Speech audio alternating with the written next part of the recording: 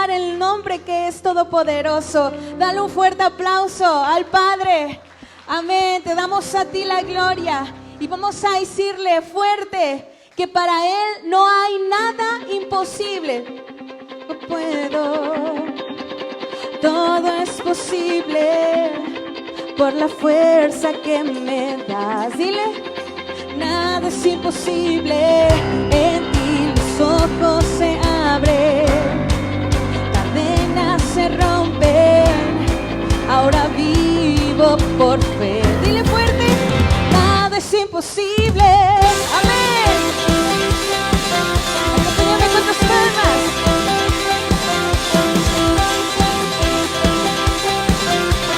Vamos a decirle, no viviré. Voy a vivir por lo que veo. No voy a vivir por lo que siento. Dile, yo sé que aquí conmigo estás. Yo sé que todo es posible en ti. Dile en ti todo es posible.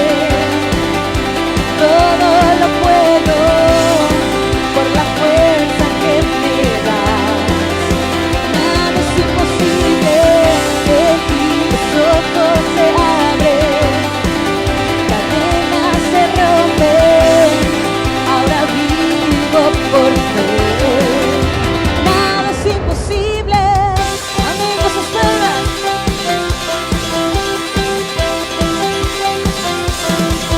Vamos a decirlo, no voy a vivir por lo que veo. Dilo. No voy a vivir por lo que veo.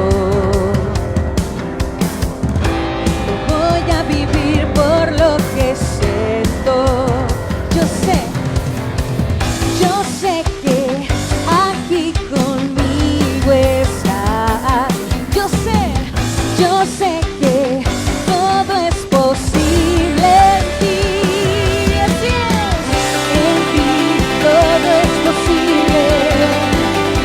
Todo lo puedo por la fuerza que me das. Nada es imposible. En ti los ojos se abren, cadenas se rompen, ahora vivo por fe. Dilo fuerte, nada es imposible. Así es, nada es imposible para ti, Señor.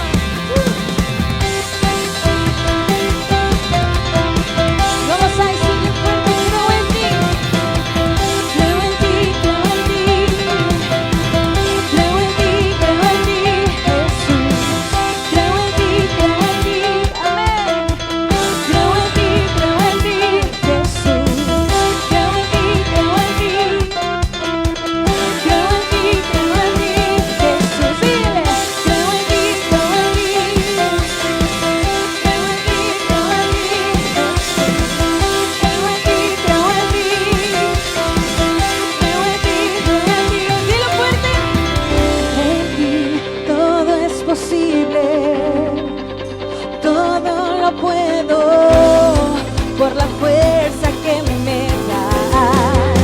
Nada es imposible.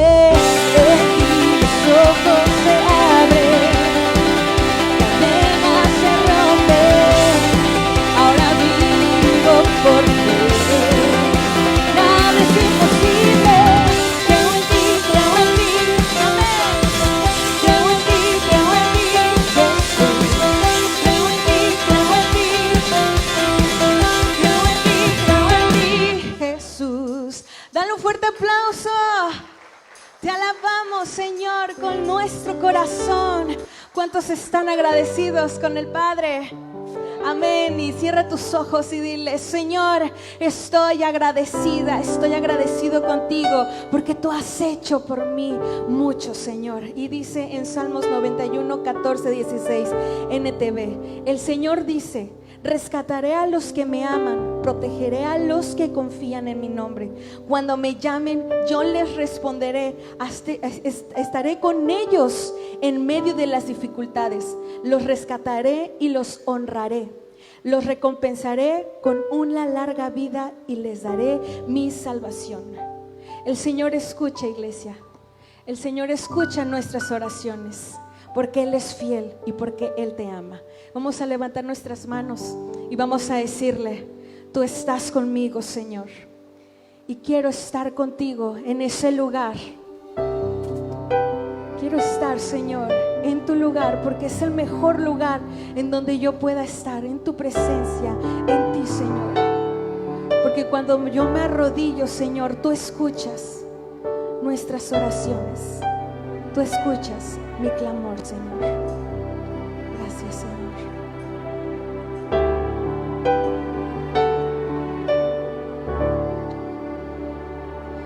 Me has quebrantado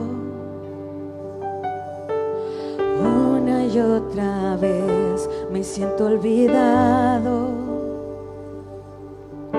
como si no me ves. Y cuando te hablo,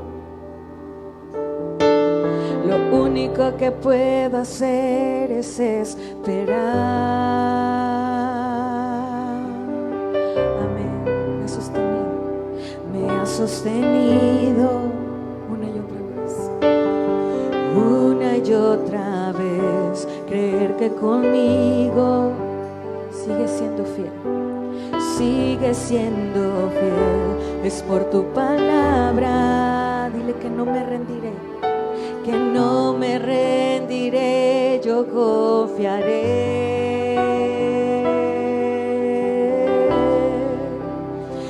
Estar contigo, no hay otro lugar que me llene en la tempestad. Me das calma, nada detendrá tu fidelidad. Amén. Dile: mi alma restauras, mi alma restauras una y otra vez, su amor me rodea. Siempre eres fiel, siempre tú eres fiel. Y cuando te hablo, escuchas mi clamor, en ti puedo confiar. Dile: me has sostenido una y otra vez, me has sostenido una y otra vez. Creer que conmigo sigue siendo fiel, es por tu palabra. Que no me rendiré, que no me rendiré, yo confiaré. Levanta tus manos y dile: estar contigo, no hay otro lugar que me llene en la tempestad. En la tempestad me das calma, nada detendrá tu fidelidad. Dile, iglesia: estar conmigo,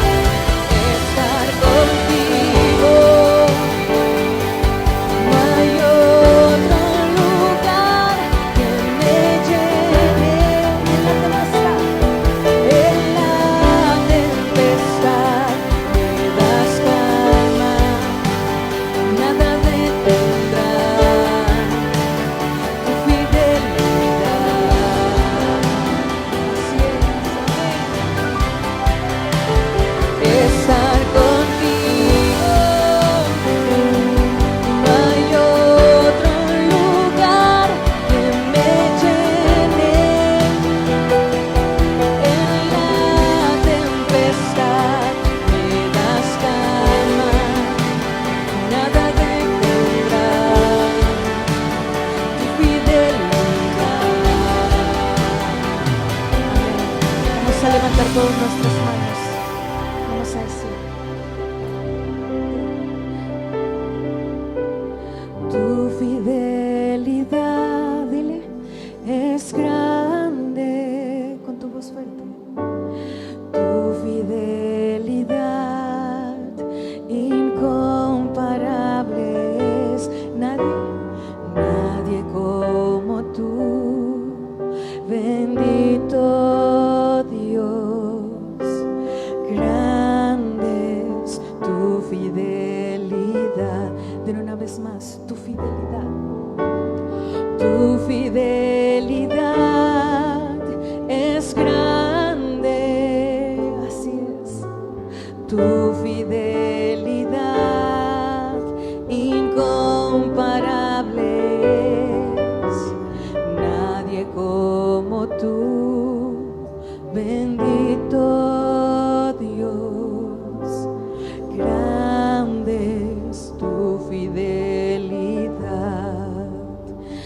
Estar contigo, no hay otro lugar, no hay otro lugar que me llene en la tempestad. En la tempestad me das calma, nada detendrá tu fidelidad. Dale una vez más, iglesia, estar contigo. Estar contigo, no hay otro lugar, no hay otro lugar que me llene. En la tempestad me das calma, nada detendrá tu fidelidad.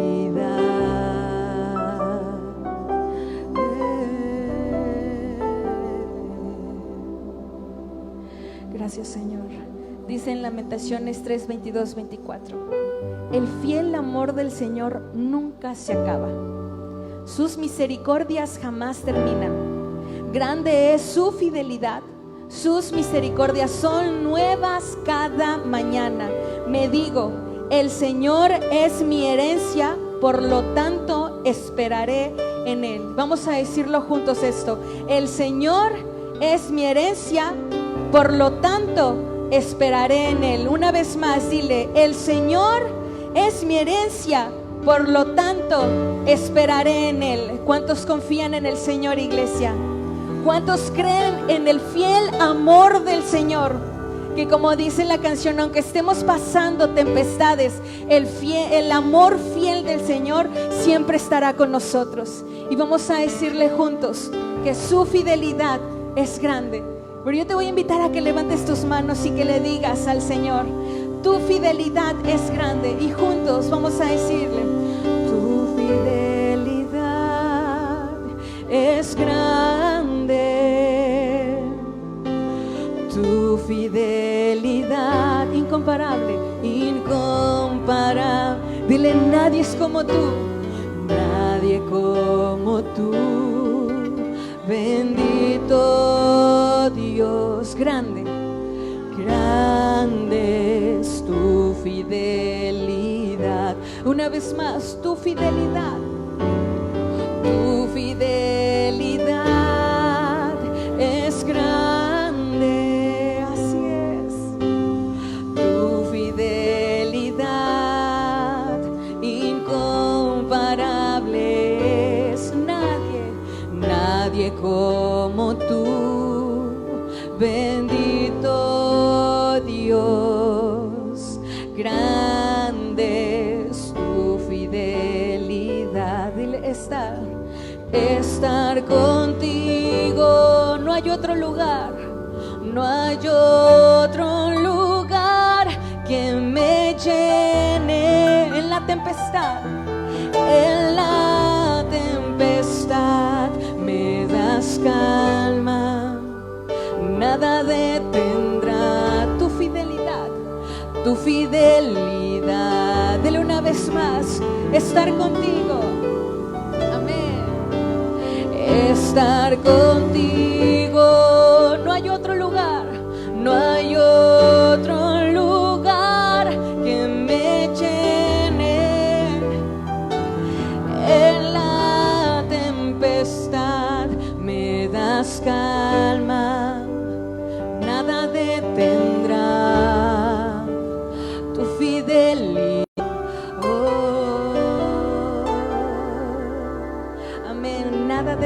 fidelidad, tu fidelidad, amor. Gracias, Señor.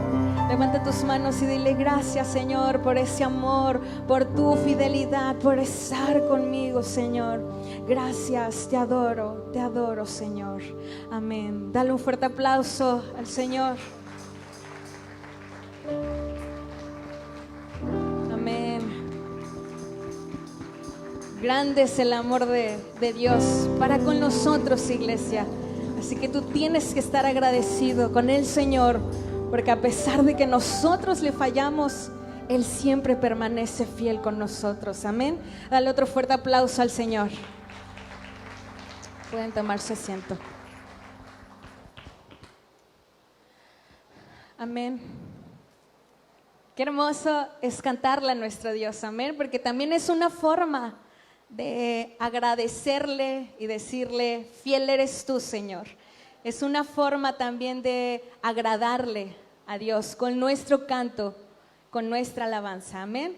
Y le vamos a dejar el lugar a nuestro pastor, pero antes de iniciar con el alimento que es la palabra de Dios, no sé si hay alguien por primera vez que nos visita.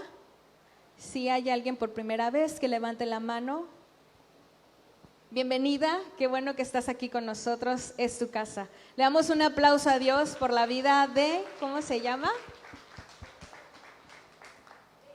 Denise, bienvenida Denise. Un aplauso para Denise.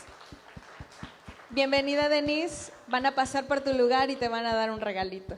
Y pues bueno, iglesia, llegó el tiempo de alimentarnos con la palabra, así que vamos a estar atentos a lo que Dios trae para nuestras vidas. Amén. Vamos a darle un aplauso a Dios por la vida de nuestro pastor. Amén.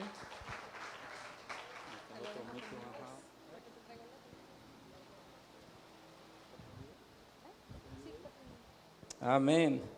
Estamos contentos, amén. Emocionados. ¿Cuántos están emocionados? El salmista decía, yo me alegré con los que me decían, a la casa de Jehová iremos.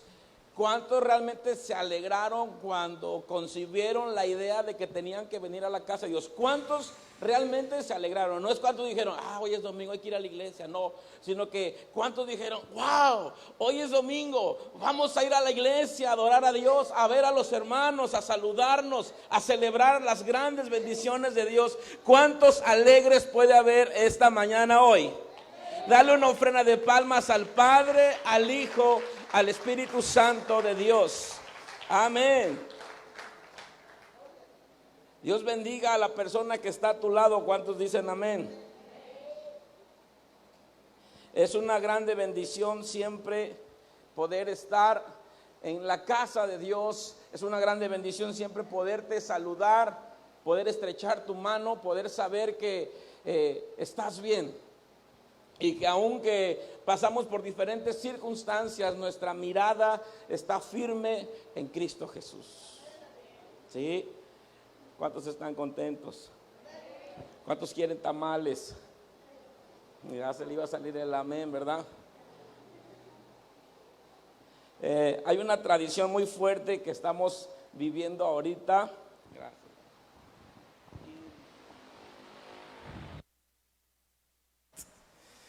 Todo el mundo anda juareado con los tamales de chivo.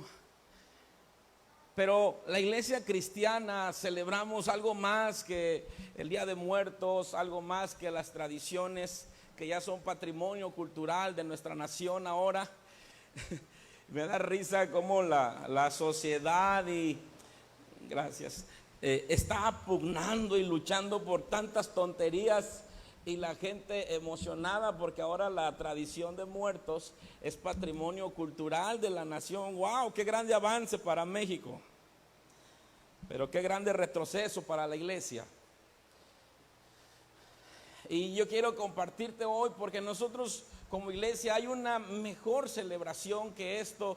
Y que a lo mejor tú puedas entender y tú digas, pastor, pero es que qué tierna está la película de Coco, me hace llorar. Más que estar cantando, estar contigo, me hace llorar más la canción de Coco, ¿no?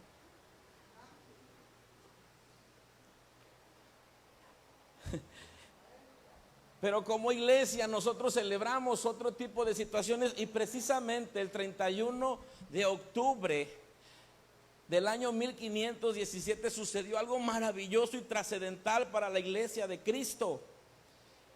Hubo varios hombres que estuvieron luchando para reformar todo lo que como iglesia se estaba viviendo. Había un aparato grande que había crecido, que se había unido la iglesia con el Estado, y habían generado un poder de dominio, no solo para establecer el panorama teológico de la iglesia, sino para establecer un dominio, un control y un poder de lo que se tenía que hacer, creer y vivir. Y mira que del siglo V hasta el siglo XV o XVI se puede considerar que hubo un oscurantismo en el mundo respecto a la iglesia cristiana. Y doy gracias a Dios porque hubo reformadores. ¿Hubo qué? ¿Hubo qué? Hubo personas que se levantaron su voz para enmendar todo aquello torcido que el mismo Estado y la misma Iglesia Católica Romana había unido fuerzas en un poder teológico, dominando y transgiversando el propósito original de Dios. ¿Verdad que eso no lo sabías? Y hoy a lo mejor la prédica no va a ser tan desafiante, sino algo más informativo, porque me interesa que como iglesia conozcamos y no ignoremos las grandes bendiciones que tú y yo tenemos que celebrar, y que nosotros nos consideramos un movimiento evangélico. ¿Cuántos dicen amén? Entonces estás evangelizando, porque si no evangelizas a nadie, no te llames evangélico. Y nosotros como movimiento evangélico, incluso protestante, estamos considerados dentro de la Secretaría de Gobernación como una religión protestante. ¿Por qué crees que es protestante? Porque protestamos para todo. No, eso no. Sino porque hace 500 años aproximadamente hubo hombres que se levantaron para poder reformar todo lo que estábamos viendo, y desde ahí nos tildaron como una secta protestante, y se le conoció como la famosa Reforma Protestante. Yo doy gracias a Dios porque eso existió, porque hubo varones que se levantaron, que Dios impulsó para poder manifestar eso, y el día de hoy tú y yo podemos tener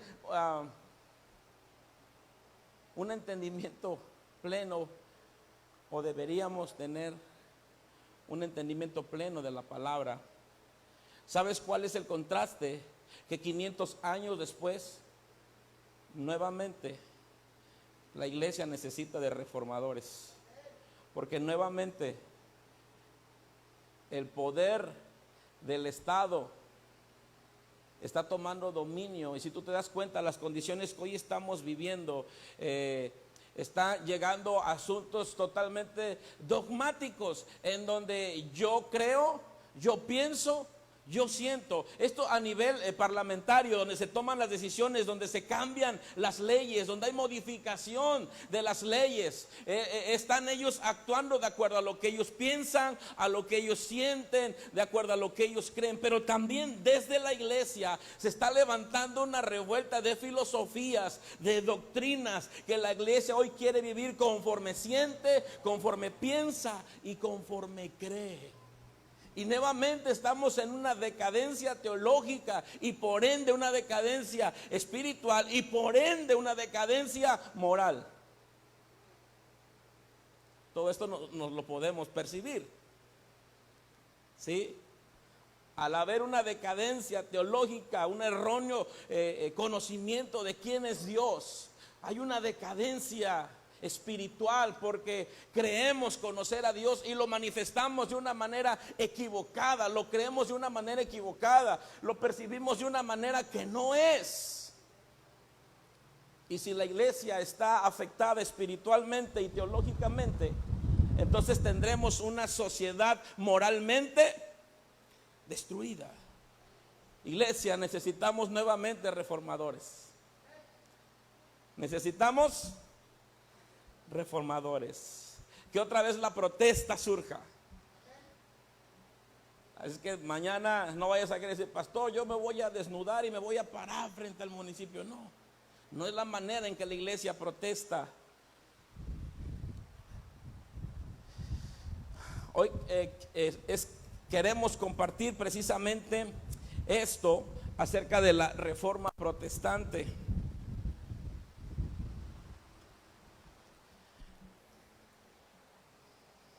Y todo surge, fueron varios hombres usados por Dios para poder generar esta protesta, pero hay uno que puede resaltar de entre tantos y es un hombre llamado Martín Lutero. ¿Alguien ha escuchado de Martín Lutero? Sí. Es un hombre que se levantó un día, él siendo catedrático de la Universidad de Wittenberg en Alemania. Él dijo, quiero llevar a consideración algunos puntos que en la cabeza me sacuden. Y él, él era un monje, él era católico de profesión en su fe. Era católico, pero aún siendo católico, había cosas cuando él llega y abre su Biblia y lee la carta de Pablo a los romanos. Hermano, yo te aconsejo, lee, yo te lo dije hace no sé cuánto, lee la carta a los romanos, pero así, verso por verso. Y te generará una revelación impresionante de quién es Dios.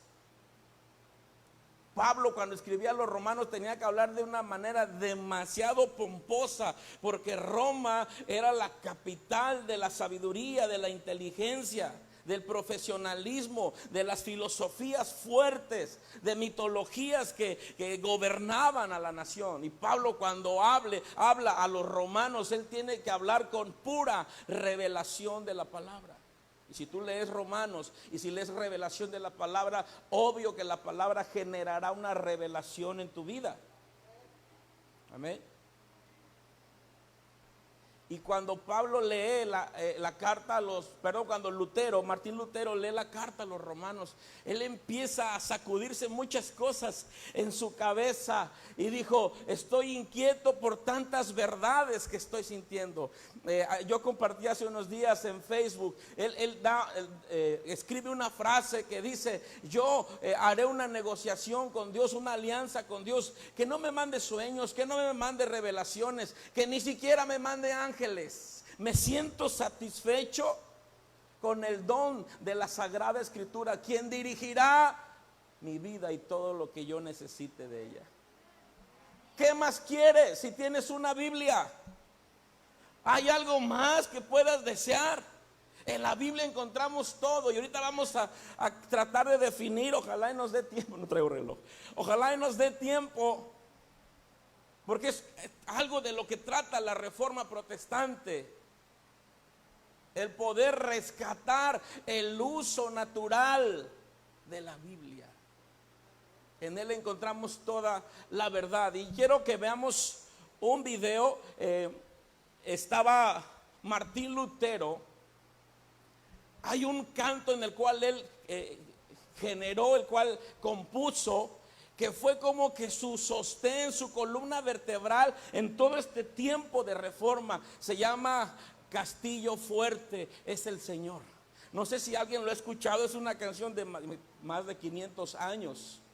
Y él la escribió basándose en el Salmo 46, que dice, Él es mi pronto auxilio en medio de es nuestro amparo, es nuestra fortaleza, es nuestro pronto auxilio en medio de las tribulaciones. Él leía ese salmo y él, en medio de tanta revuelta que armó, escucha, porque fue un reformador, un revolucionario, su cabeza tenía precio. Él se aferraba al Salmo 46. Dios es nuestro amparo, Dios es nuestra fortaleza, Dios es nuestro pronto auxilio en medio de una guerra de reforma en donde la decadencia teológica y espiritual está en su máximo. Dios, tú eres mi castillo fuerte. Y yo quiero que veamos un video.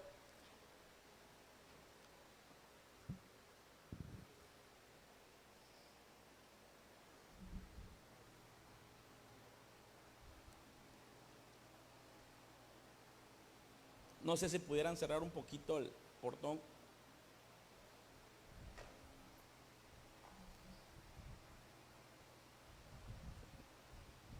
En este video habla un poco la manera en que Martín Lutero, en qué condiciones él escribe la canción. Y yo quiero que la escuchemos porque es una, ahí está bien, es una canción totalmente centrada en la palabra.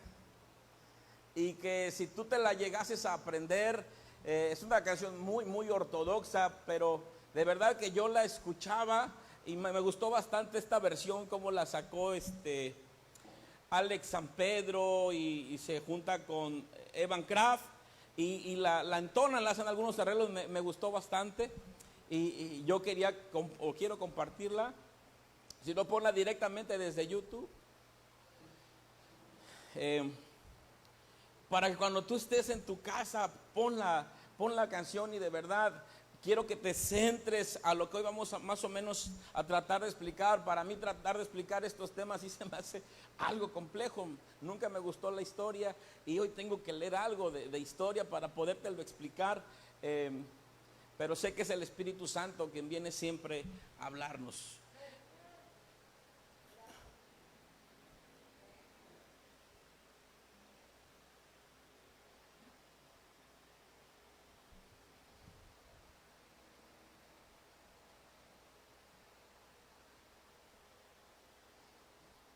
Hay algunas fallas técnicas, pero bueno, dijeran los evangélicos, es el diablo, ¿no?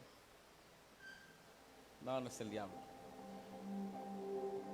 En 1517, un tal Martín de 34 años clavó 95 declaraciones en las puertas del palacio de su ciudad, como resultado de un estudio personal de la carta bíblica a los romanos. Lutero tuvo su descubrimiento personal de la teología de la gracia y se dio cuenta que la gran institución eclesiástica de su época había secuestrado la gracia y la había sustituido por un sistema de negociaciones, de tradiciones, de vanidad y de ritos.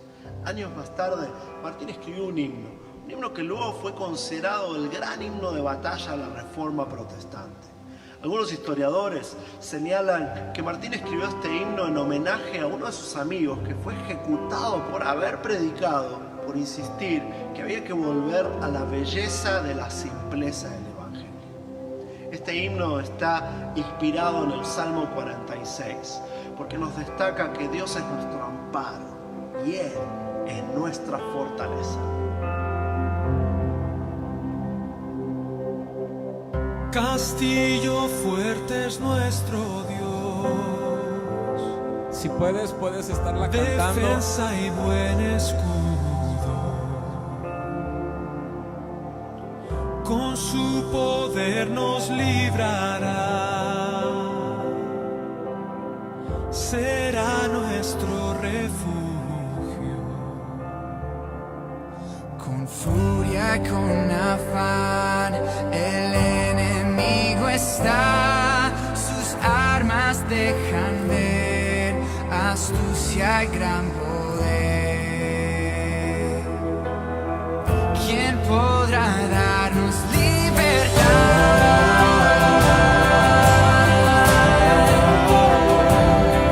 Tú eres mi fuerza.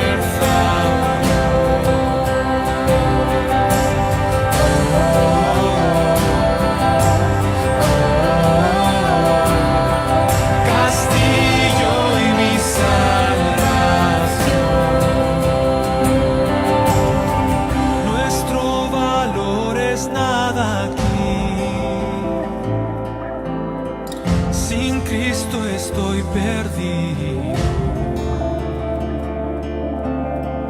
mas con nosotros luchará,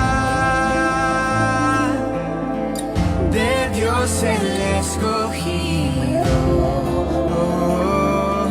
Es nuestro Rey Jesús, el que venció en la cruz, Señor de la creación, omnipotente Dios. En el encuentro salvación.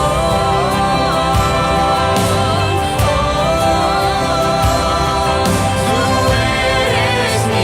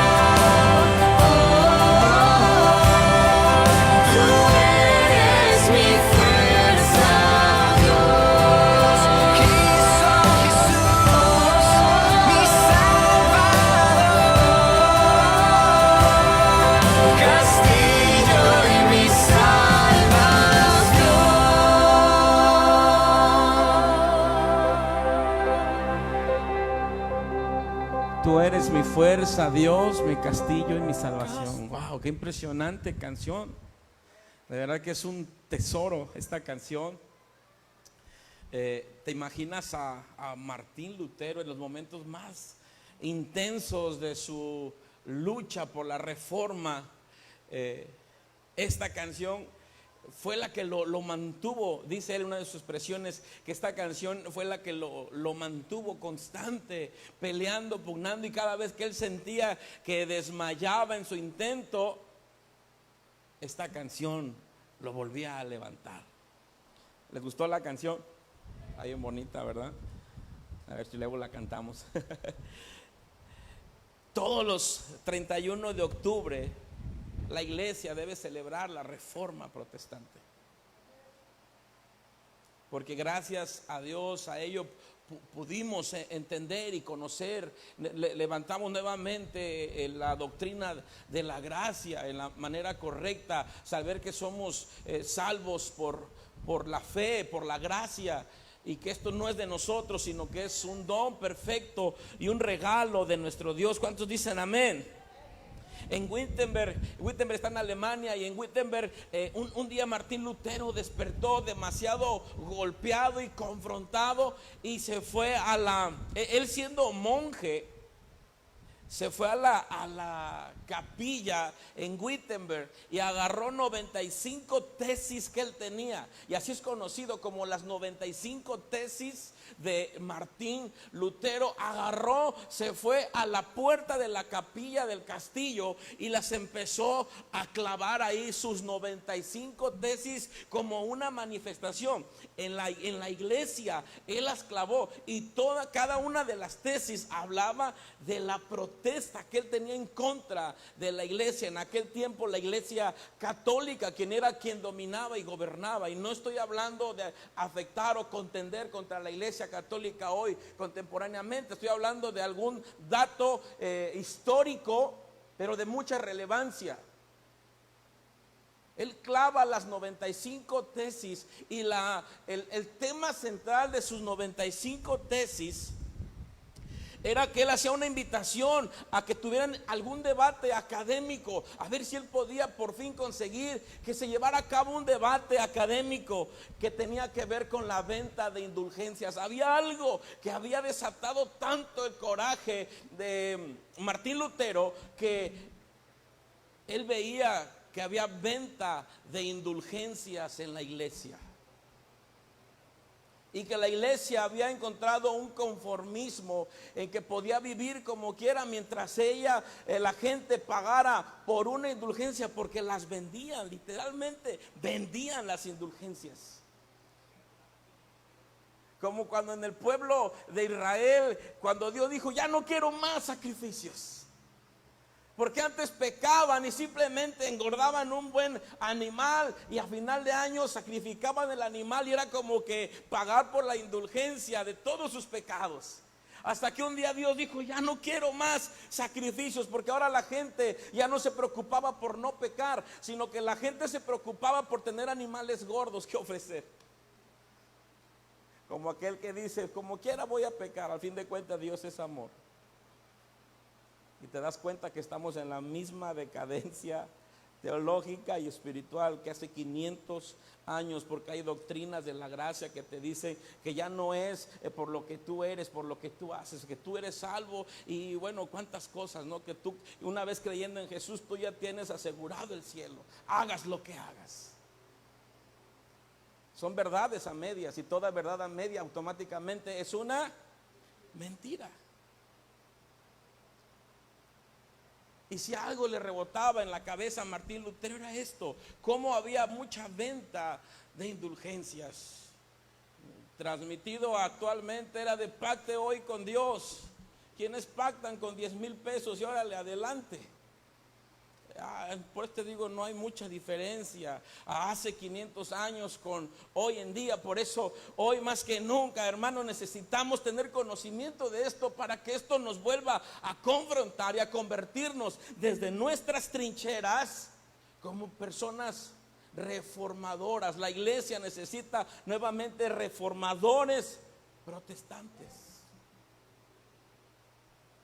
No nada más vengamos, recibamos, cantemos, escuchemos al pastor que habla mucho, sino que en ti y en mí haya un sentir como el que hubo un día en Martín Lutero, en Jonathan Edwards y todos los hombres que se levantaron para manifestarse, guiado y dirigido por Dios.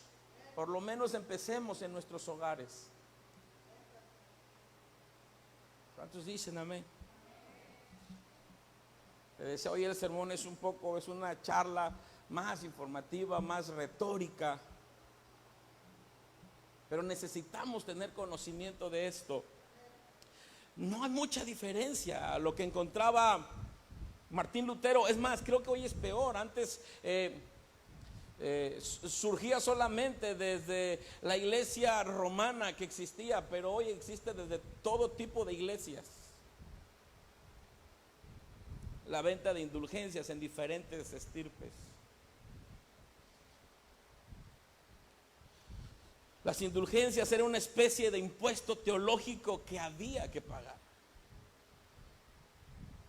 Era una manera de pecar libremente y libremente poder consumar tu pecado pagando por algo. La gente, para poder estar en paz con Dios, para poder estar cerca con Dios, para recuperar esa relación correcta con Dios, que tú y yo sabemos que la reposición en nuestra relación correcta, según lo que dice Romanos, es a través del sacrificio de Jesús.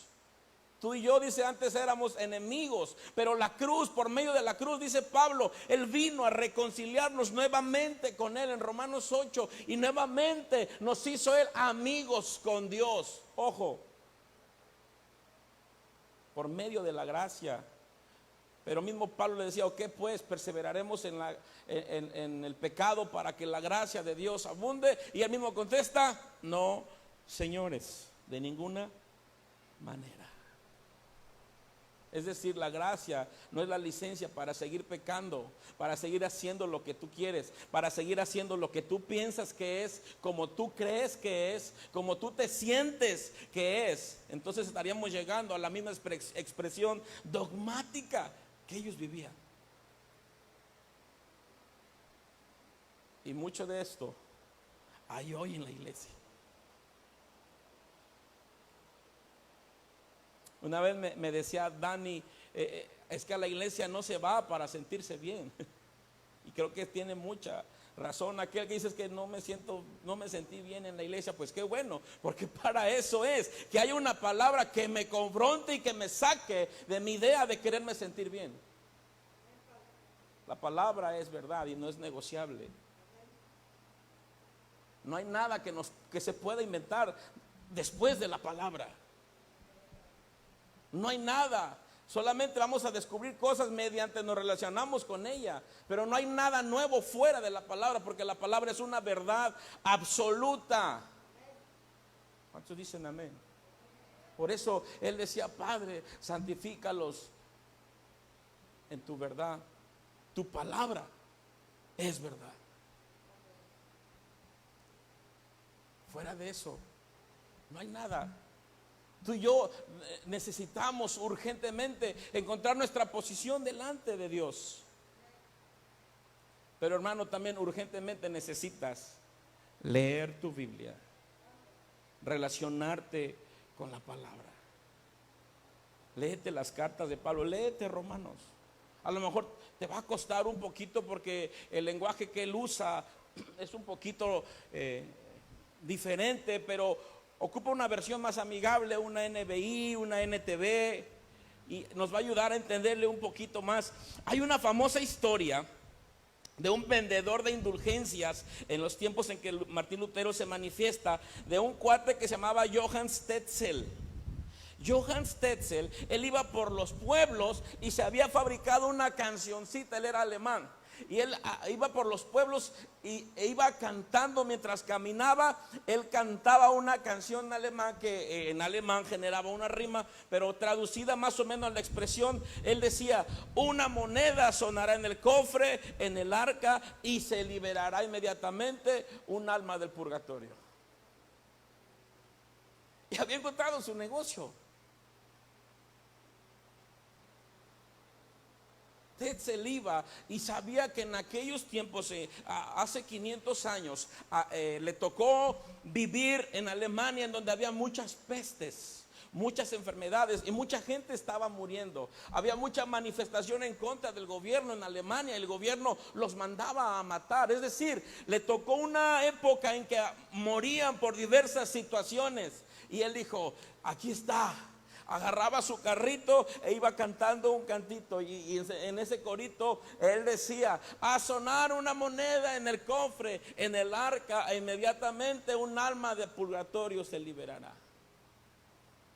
Y la gente, con el afán de sacar a su familiar, a su ser querido del purgatorio, iba y pagaba su indulgencia del ya muerto, echaba la moneda en el cofre, y Tetzel le decía: ok, ahora sí, vete en paz, que el alma de tu familiar ya salió del purgatorio.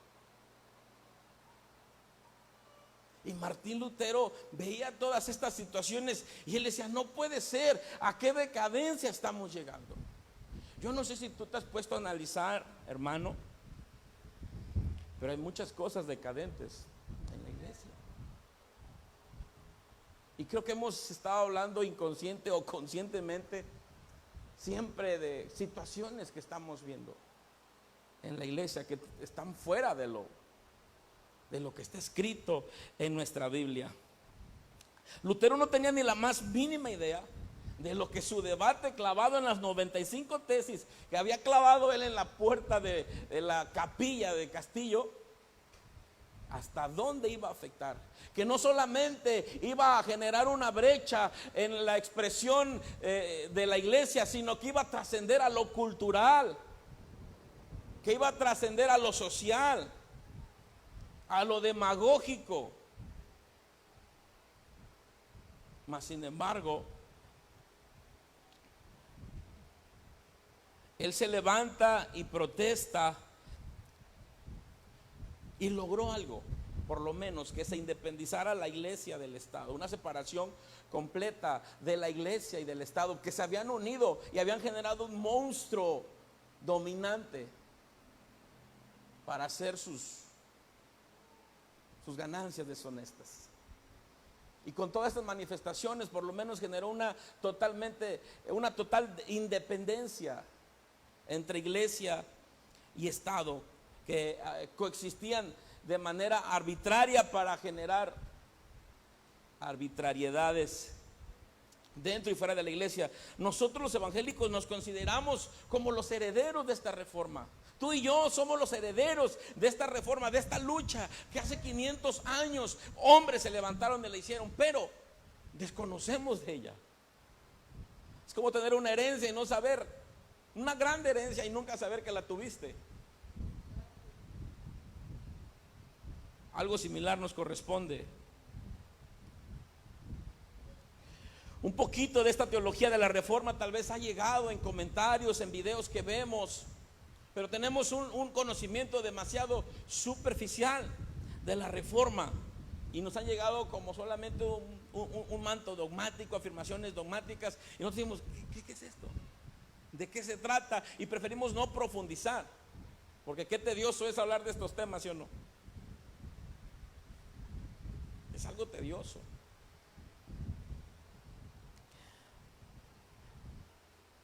Y la gran síntesis de toda esta reforma lo podemos encontrar nosotros como lo conocido o las conocidas las 5 solas. Las 5 solas, di conmigo, las 5 solas. Las 5 solas. Obviamente están en latín, por eso se llaman 5 solas, que es sola escritura, que significa solamente la escritura es la que nos produce libertad al leerla y al vivirla. Solo Cristo.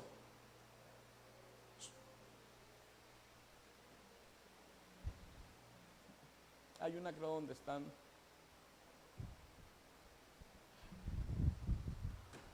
Sola escritura, que significa solamente la escritura. Sola fide, que significa solo por fe. Solo por fe. Que la salvación la obtenemos solamente por fe. Otra que es sola gratia, que significa solo por gracia. Esta está muy ligada, sola gratia y sola fide, están muy relacionadas con lo que tiene que ver la salvación, que es por fe. Sola gratia, solus Christus, que significa solamente Cristo es el único camino para llegar a Dios. Soli Deo gloria, solo Él es único digno, solo Dios es el único digno de la gloria. Y creo que son todas, ¿verdad? Estas 5 solas expresaban la arbitrariedad que Él podía ver. Todo esto viene a revocar lo que la iglesia estaba haciendo hace 500 años, en el siglo XVI aproximadamente. Sola escritura significa que la Biblia es la palabra inspirada por Dios y que es la máxima autoridad de los creyentes, y que otras fuentes de autoridad dentro de la iglesia, dentro de la vida cristiana, como pueden llegar a ser los concilios, como pueden hacer llegar a las autoridades o líderes incluso levantados religiosamente, líderes de comunidades o las tradiciones propias de la iglesia, todas estas fuentes de autoridad que toda iglesia deba tener, están sometidas bajo la autoridad principal, que es la palabra. Él había visto que la iglesia hoy ya no se regía, bueno, en aquellos tiempos no se regía como a la Biblia, no se le tomaba en cuenta como la autoridad suprema, sino que principalmente había líderes. Si el líder lo autorizaba, el líder religioso, aunque no estuviera sustentado en la palabra, tenía validez. Por eso él dijo, no, señores, mi tesis dice sola escritura.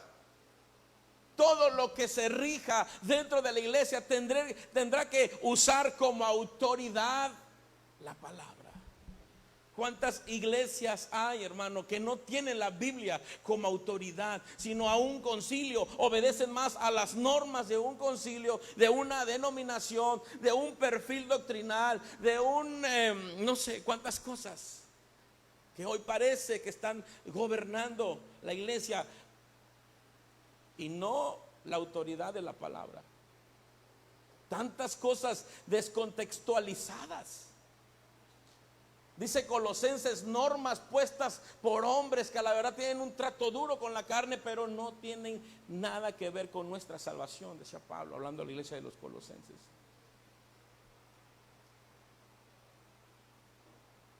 Y Martín Lutero se da cuenta que los tiempos que él estaba atravesando ya no era la Biblia la autoridad de la iglesia. Saca su tesis donde es sola escritura, y esto está sustentado, según Martín Lutero, en la segunda carta de Pedro, capítulo 1, versículo 20.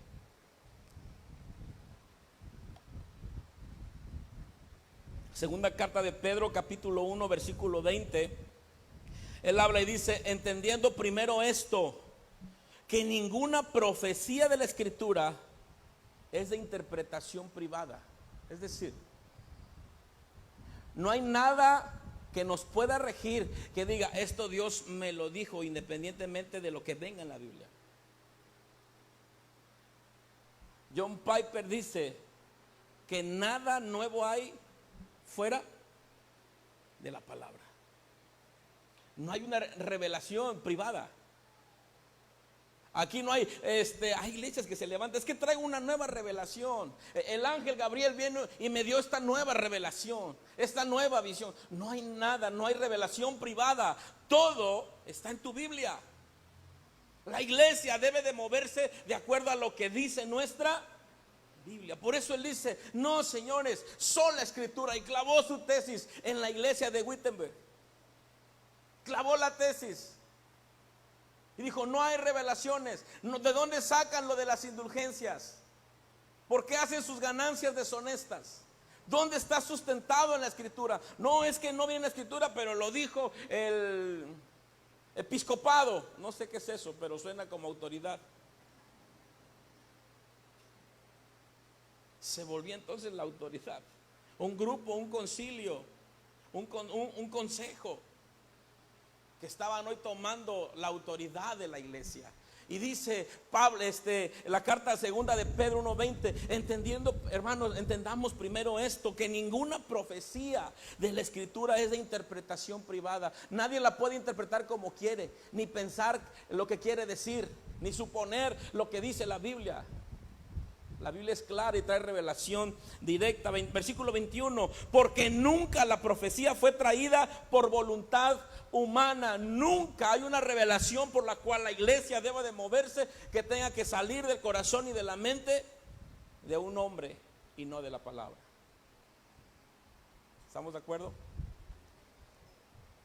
Sino que los santos hombres de Dios hablaron siendo inspirados por el Espíritu Santo. Nada más. Cuando tú me veas hacer y enseñarte algo que no viene en la Biblia, tienes todo el derecho de parte de Dios de decirme, estás enseñando algo que no tiene sustento en la Biblia.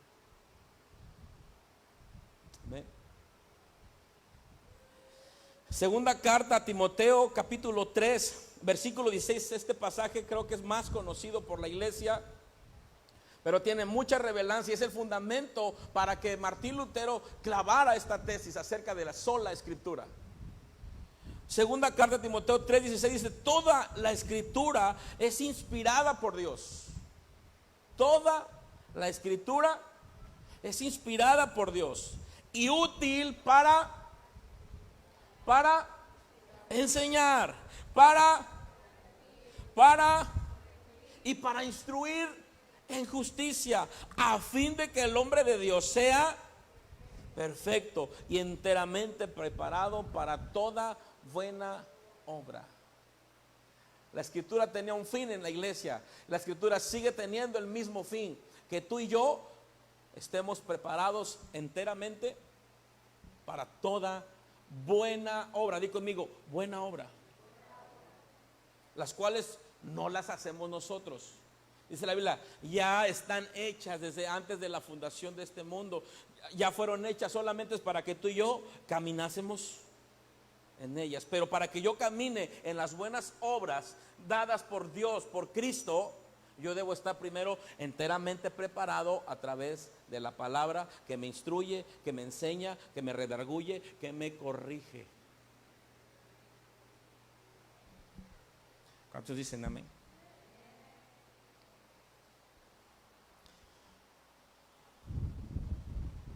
Esto es la manifestación que Martín Lutero estaba clavando.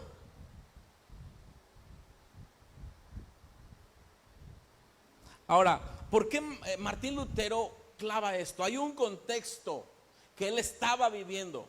Te lo quiero explicar. Yo creo que con eso vamos a cerrar, con la primera sola de las 5. Que si nos aventamos las 5, tendríamos que mandar a traer pollos y no sé qué más para comer y podernos echar. Sola escritura tenía su contexto. Creo que hay una diapositiva de esto, Abraham, para los que están anotando. Sola escritura, su contexto histórico es la tradición, lo definía todo en aquellos tiempos. Antes se le conocía como tradición, no a la de hoy que de todos santos. Cuando la Biblia habla de que las tradiciones, que no sé qué, habla de las traducciones que oralmente se entregaban acerca de la palabra. Acuérdate, no existía la imprenta en los tiempos de los apóstoles. Y hacer una copia de las leyes, hacer una copia de los profetas, no era fácil como hoy, que donde quiera encontrabas libros impresos. Entonces lo que hacían era comunicar la palabra. Pero al comunicarla, por ejemplo, yo llegaba y le comunicaba, o yo le compartía oralmente la palabra a Lucy.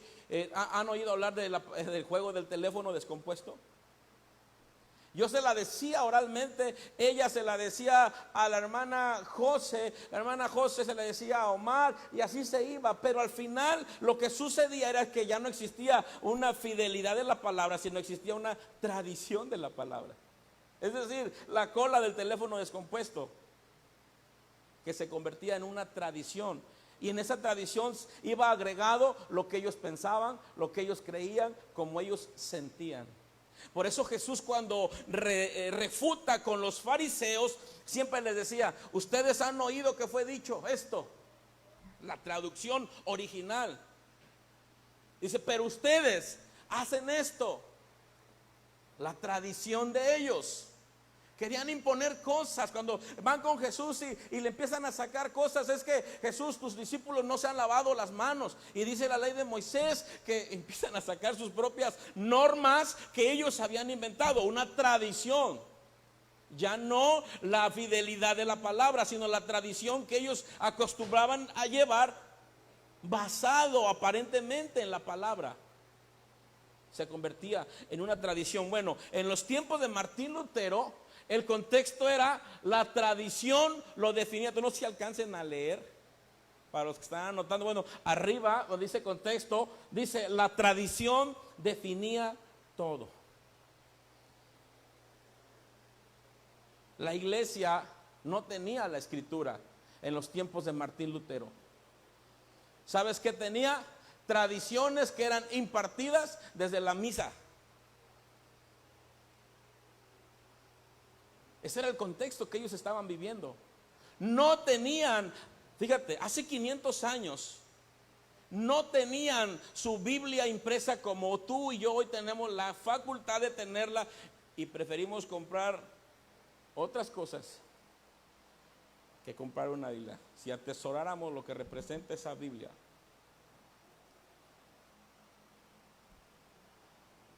Solo tenían las tradiciones y eso lo definía todo. Es decir, cada quien podía anexar lo que quería a la Biblia, se convertía en una tradición y eso lo regía. Luego dice: el pueblo no podía acceder. El segundo punto del contexto dice: el pueblo no podía acceder. Nadie podía hacerse de una Biblia, solamente los que oficiaban en las misas, los sacerdotes, no sé qué otros cargos más, pero solo ellos eran los únicos que deberían tener una Biblia. Nadie tenía acceso a la palabra. Hoy, gracias a Dios y por toda la tecnología que tenemos, desde tu dispositivo puedes tener todas las Biblias que quieras. Todas. De verdad. Comentarios, concordancia, diccionario bíblico.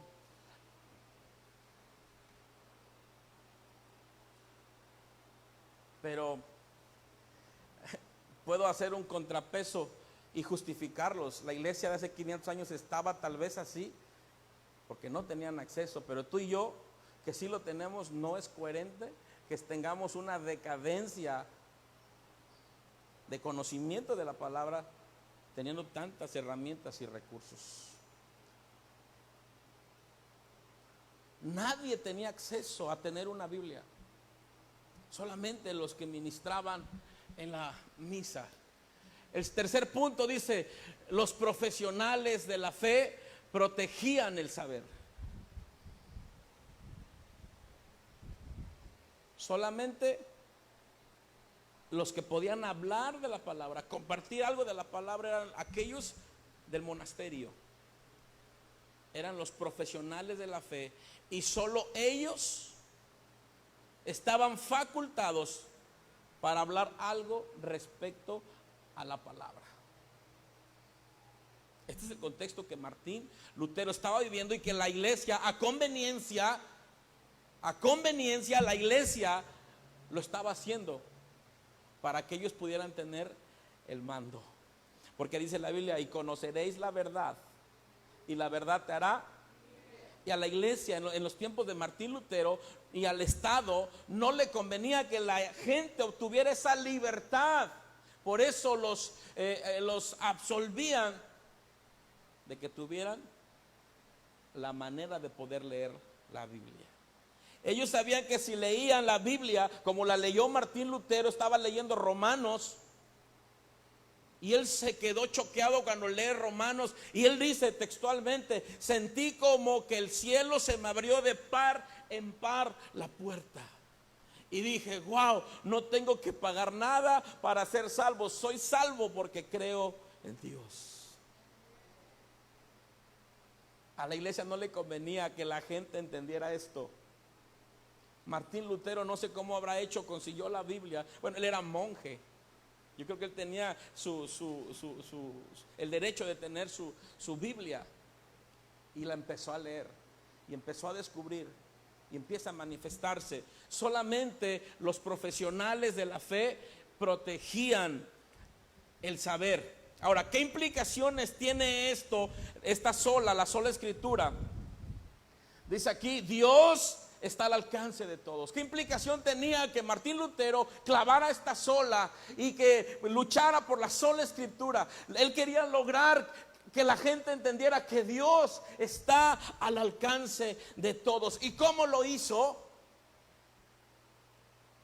¿Cómo lo hizo? Él empezó a negociar, es decir, a hablar, a tomar acuerdos con las imprentas, a generar traducciones, porque la única Biblia que existía estaba en latín. Entonces, cuando la gente iba a misa, incluso todavía hace 200 años aquí en Latinoamérica, las misas que se daban eran en latín. O sea, tú ibas a misa,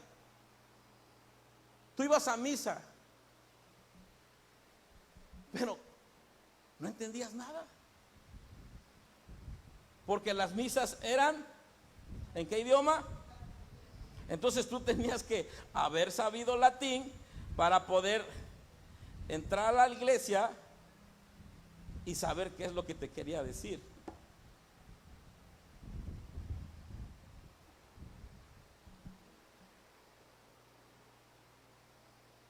Ellos cantaban en latín, predicaban en latín, el Padre Nuestro en latín, Pater Noster que esté in caelis, sanctificetur nomen tuum, adveniatum regnum tuum. La gente, tú sí, ni así me entiendes, ¿no? ¿Cómo?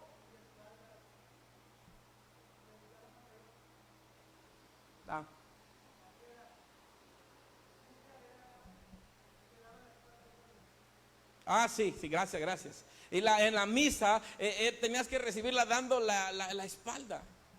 Entonces, ¿quién entendía? Tú ibas por protocolo religioso y tú dices, ya. Y claro, pagabas tus indulgencias y ya. Tú eras libre, ¿no?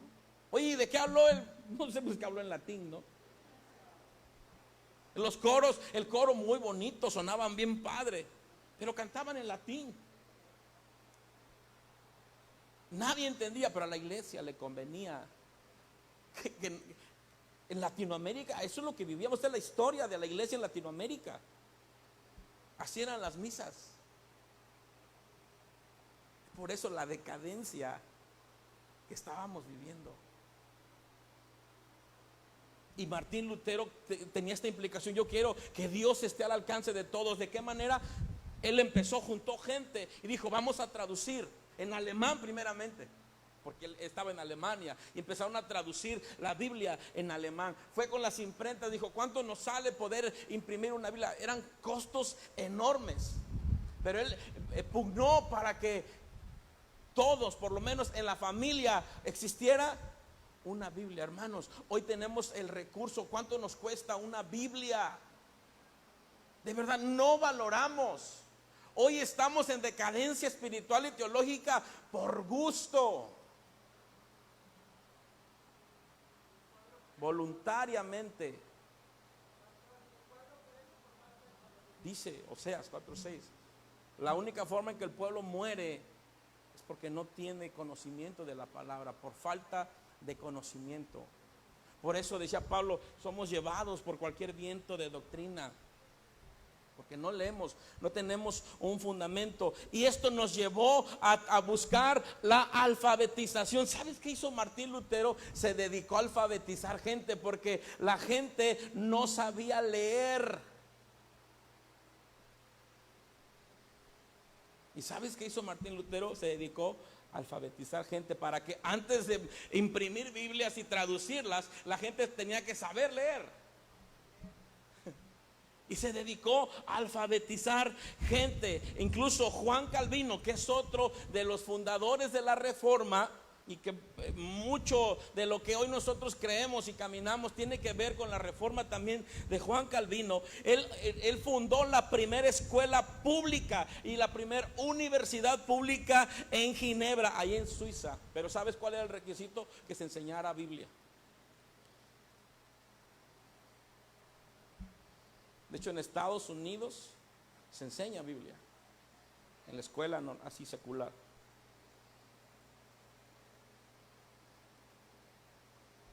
Todo esto lo estaba peleando Martín Lutero. Socialización del conocimiento y el acceso a la educación.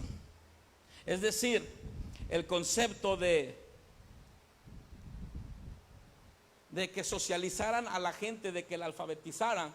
Esto no solamente quedó en alcance individual, sino que empezaron a alcanzar escuelas, hospitales, orfanatorios, oficinas de gobierno, sectores de gobierno fueron abarcados por todo lo que Martín Lutero solo estaba haciendo ahora. Tú hoy en día tenemos unos cantos bonitos que venimos, entonamos, y de verdad que la letra que se canta tiene tiene una base, para empezar, bíblica. Tiene una base bíblica. En los tiempos de Martín Lutero, los cantos, te digo, eran en latín.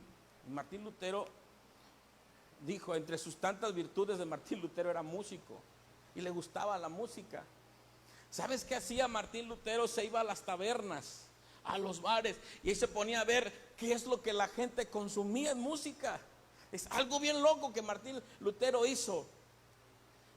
Y algo más loco, te digo algo.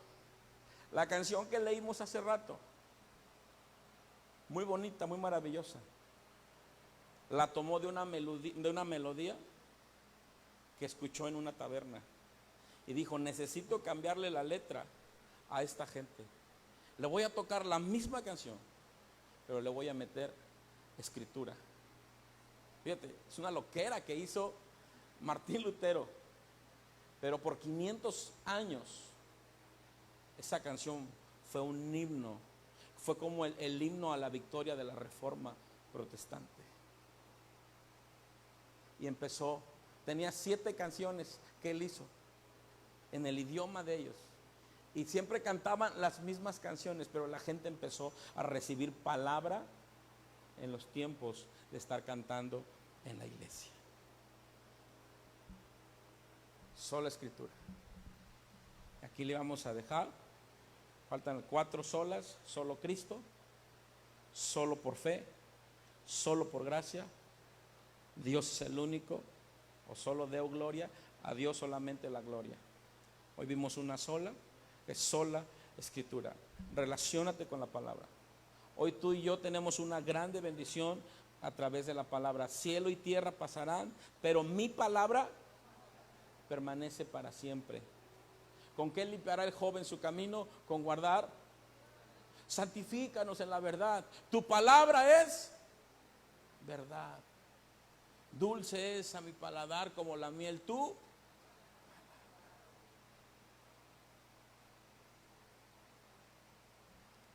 relacionémonos con la palabra.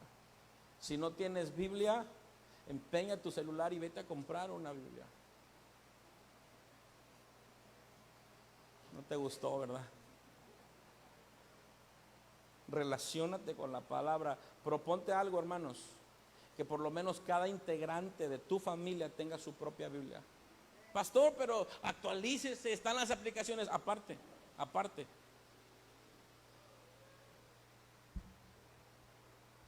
Antes de asegurarte que cada quien tenga su dispositivo móvil, antes de asegurarte que todos tengan internet en casa, antes de asegurarte que tenga tenis nuevos, asegúrate de algo, y eso va a ser mucho mejor.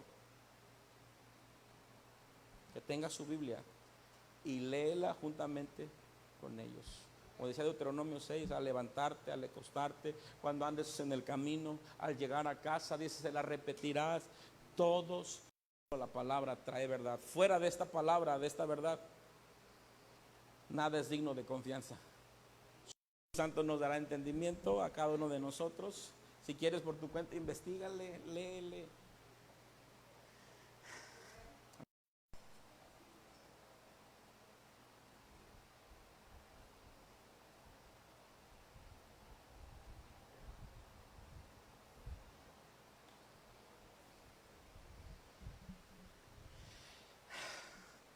Dios les bendiga.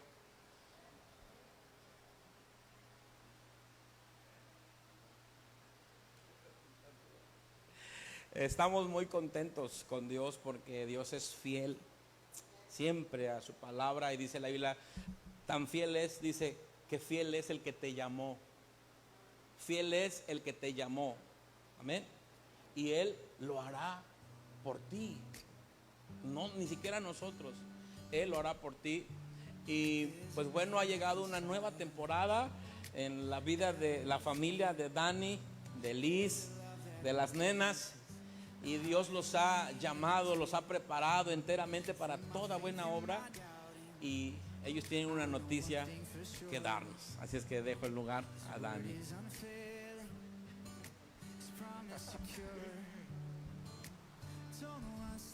Bueno, pues es un gusto, como siempre, estar saludándolos. Y casi ya 3 años, ¿verdad?, que iniciamos Comunidad Cristiana Mesón. Y los que han estado desde el principio, me da gusto verte, Víctor. Han estado desde el principio, y los que han escuchado mis sermones, en ninguno he hablado de mi vida, ni siquiera un testimonio. Porque para mí pienso que lo más importante es Cristo y la palabra de Dios. Sí quiero atreverme ahorita a dar parte de mi testimonio porque pues nos retiramos, ¿verdad? Algo bien rápido. Soy Daniel del Ángel, hijo de padres pastores. Estuvimos en una comunidad sirviendo con mis padres. Tuve la oportunidad de terminar mis estudios profesionales a la edad de 14 años. Hubo un hermano que se llama Eduardo Cabrera. Todos los días pasaba vendiendo agua en un triciclo ahí en Tenechaco. Siempre nos frecuentaba ahí en la loma, en una comunidad. A los 14 años él oró por mí. Y a veces nosotros pensamos que el llamado o una oración es a través de una persona muy importante, de renombre. Entonces a la edad de 14 años fui ungido. Por gracia y misericordia servimos a Dios. Desde los 14 años, independientemente que haya nacido en un hogar cristiano, nací de nuevo a los 14 años porque entregué mi vida a Cristo. Y lleva un proceso de santificación en nuestra vida. Termino de estudiar, conozco a mi esposa. Él no sabía que yo era cristiano. Y es más, en ningún momento yo le mencioné que era cristiano.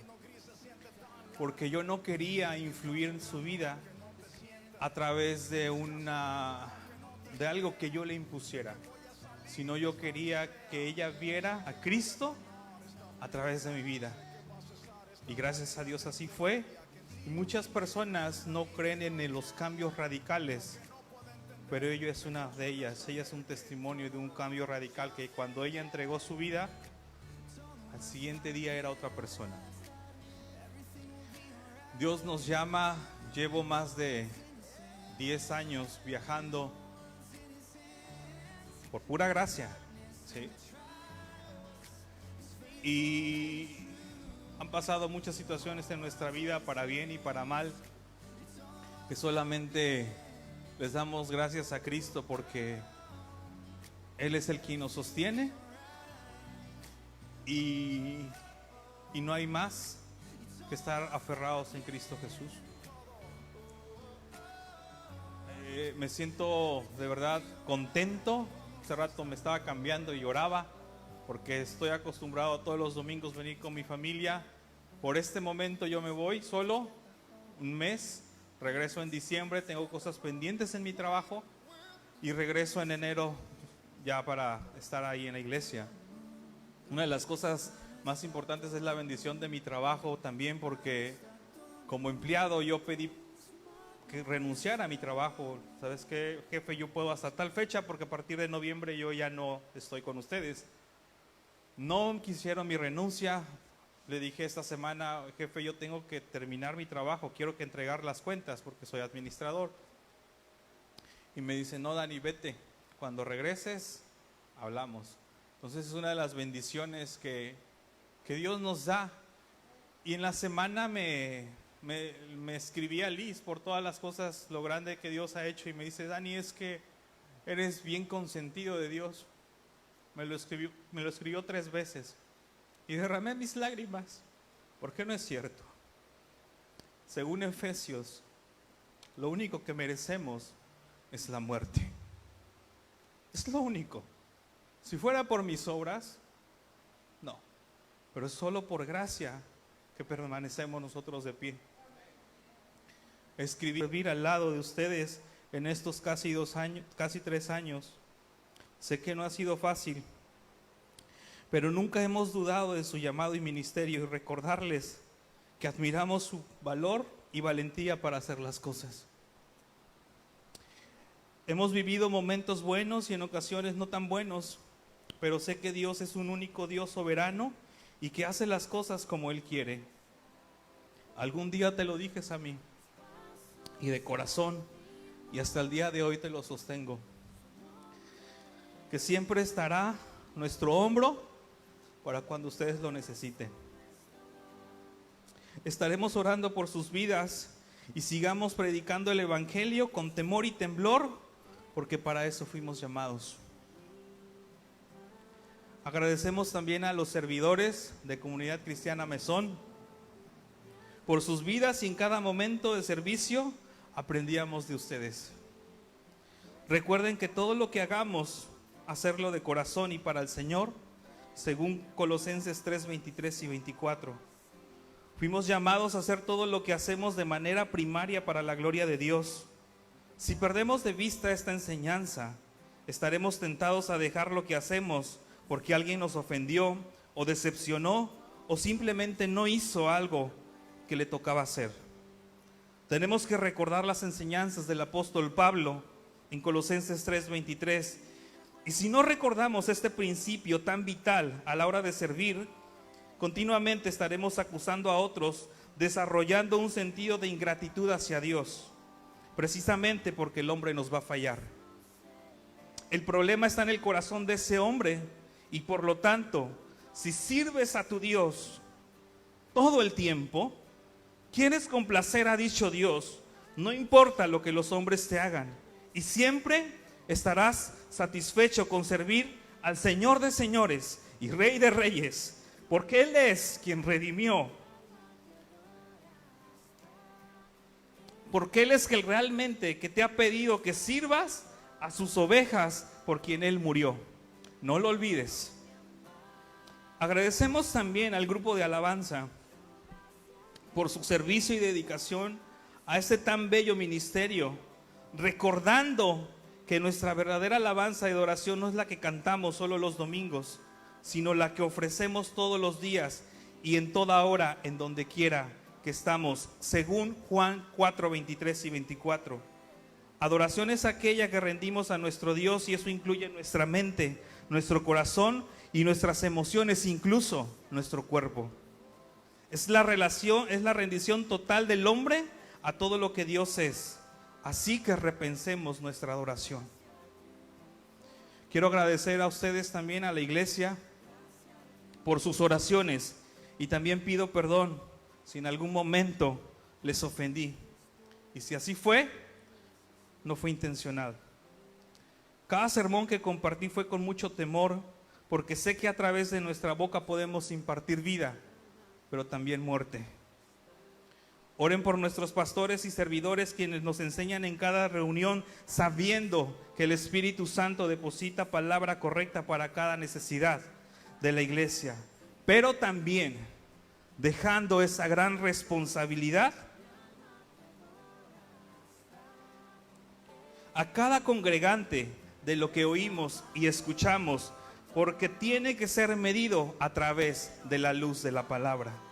Fijen sus ojos en Cristo, nuestro mayor ejemplo. Y quiero terminar con una frase de quien es conocido como el príncipe de los predicadores después de los apóstoles. Escuchen bien esto. No son el caramelo de la tierra, son la sal de la tierra, algo que el mundo querrá escupir en vez de tragar. Sinceramente, y en nombre de mi esposa, de mis princesas, Liz Daniela y Sofía, les ama Daniel del Ángel. Les bendiga.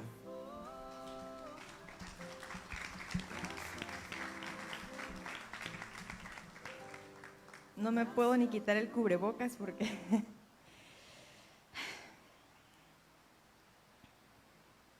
no tengo mucho que decir. Nosotras seguimos aquí. Dani se va, como lo dijo en un inicio, y sería fácil tomar en este momento la decisión de pues también irnos y estar en casa, pero Dios pone en mi corazón continuar aquí, porque cada uno de ustedes, más de alguno que se ha acercado a una servidora y que ha confiado ciertas situaciones hacia mi persona, cada vez que yo les he contestado que he de orar por ustedes y les doy una palabra en algún mensaje, es muy real, no lo digo por decir, y siento ese gran compromiso, porque si Cristo lo hizo y nosotros debemos parecernos cada día más a Jesús, entonces voy a seguir adelante. Aquí nos van a ver con mis princesas. No dejen de orar por nosotros, porque lo que Dios ha puesto en nuestras manos es algo muy grande y de mucha responsabilidad. Que Dios les bendiga, les amamos, como lo dijo mi esposo, y seguiremos al servicio de nuestro Señor. Dios les bendiga.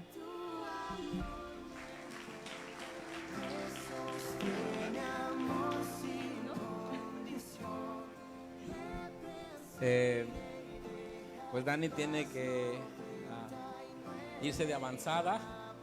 Dios, él no lo quiso decir, pero yo lo voy a decir. Dios lo llama a pastorear una iglesia en otro país.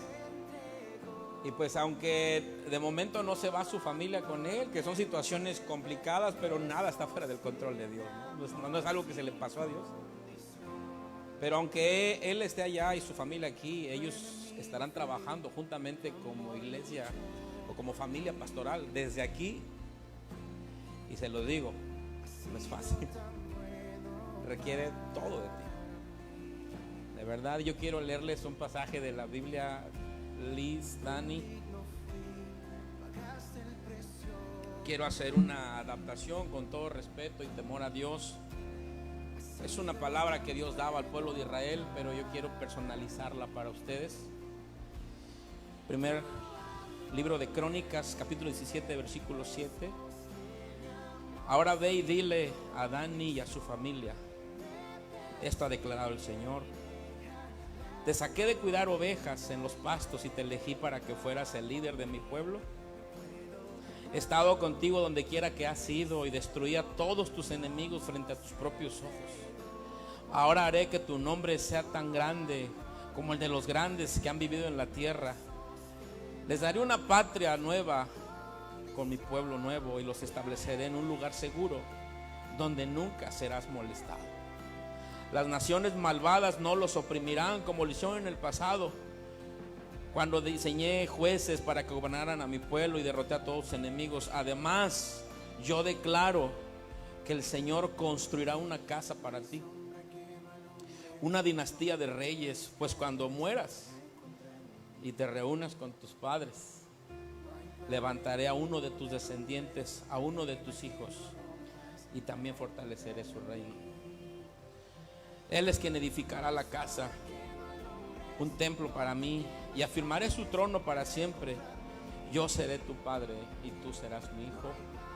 Nunca te retiraré mi favor, como lo retiré de quien reinó antes de ti, Lo confirmaré como rey sobre mi casa y sobre mi reino para siempre, y su trono estará seguro para siempre.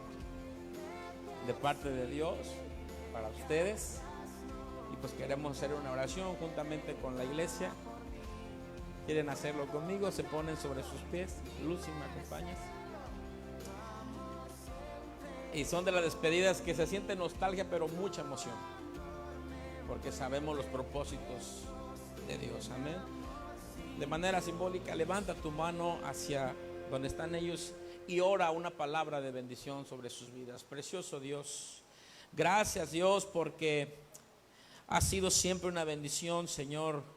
Los lazos que han unido siempre a nuestra familia con la familia de Dani, Señor, desde antes. Hay propósitos tejidos, Señor, desde el cielo, y hoy es una manera de ensanchar, Señor, nuestros territorios, de engrosar las estacas, Dios, de avanzar en el reino, de hacer crecer y de cumplir la grande comisión, Dios. Indignos e inmerecedores somos, sino por tu gracia, solo por tu gracia, Dios. Oramos por mayores bendiciones, Señor, sobre sus vidas completadas, activadas, Señor, en ellos como familia. Y la obra, Señor, que tú has confiado en sus manos es tuya, no es de nosotros. Y sabemos que solo son instrumentos para que las buenas obras, allá donde ellos van, tengan seguimiento y cumplimiento, Señor. Todo movimiento que tú haces, Señor, es en el tiempo correcto, con las personas correctas, en la manera más correcta, Señor. Oramos para que esa bendición, Señor, con la cual ellos han estado sirviendo fielmente, enteramente, íntegramente en esta casa, Dios, es la misma que los acompañará donde quiera que van, Señor. Tú serás su Padre, como lo hemos leído. Ellos serán tus hijos. En el nombre de Cristo Jesús oramos por esas bendiciones. Amén, Dios. Al final, si puedes darles un puñito, pues ya Lucy ya rebasó los cánones de contingencia, pero darles una palmadita. Si tienes una palabra de ánimo que darle, puedes dárselos. De verdad, es una grande bendición. Dios me los bendiga. Mi Dani, Liz, nenas, cuenten siempre con